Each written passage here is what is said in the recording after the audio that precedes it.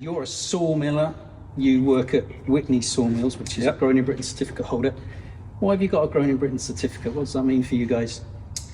It's sustainability. We're owned by Woodland Heritage, so our focus is UK fundamentally more than anything else. When I first took over, we had FSC and PFC, which for us it's a great concept, but it doesn't fit our model and what we want to do. And we're all about promoting UK and British hardwoods. So Grown in Britain does exactly what it says it does. So it's more than anything else. It is promoting what is a fantastic natural resource for this country. It's an amazing material, isn't it? And we need to do more of it. Yeah. This is some of your timber. There's been stuck together by Carl and the guys here at Scandinavian Timber in Gloucestershire, not a million miles away. You're over in Herefordshire. What kind of species are you cutting at the moment over in Herefordshire? By far the biggest one is oak. So that's the driver for our industry more than anything else is oak. We do a lot of ash. Sycamore is a smaller one, but another great British hardwood, which is underutilised. So Indeed. We've talked to Carl about that, of trying to see if there's any product we can use that in. Sweet chestnut. And then we've got some more unusual things like the fruit woods, like cherries, walnuts, stuff like that, which are much more niche, more sort of high-end, small furniture producers. This is your timber here. Yep. Are you seeing your customers wanting to know a little bit more about where their timber's coming from these days? There seems to be more of an interest. 3 years ago, very few people were saying, I want English oak. But I'm getting more and more now, and more people are phoning up and saying, where's it coming from? Yeah. And if I say UK, they say, no, where does it come from? So I'm literally want to know what estate it's come from and what woodlands it's out of. So there's much more interest in that. Yeah.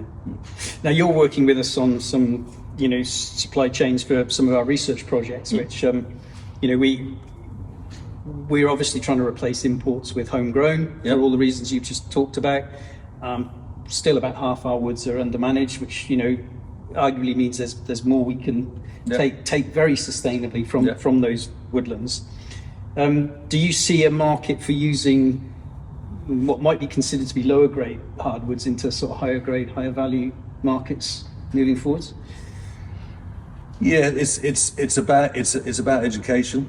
It's about finding the projects that work, that you can use the lower grade stuff for, so that you can have a much more rounded use of the timber. I mean, you've got to know quite in advance, haven't you? You can't just jump in there and provide material. You got to think a year ahead, 6 months ahead in terms of getting stock, drying it. Yeah. Well, we've got to find the timber on the ground. Then we've got to get it programmed into a sawmill. Through the sawmill, then it's an inch a year for species like oak. It's inch a year for drying it.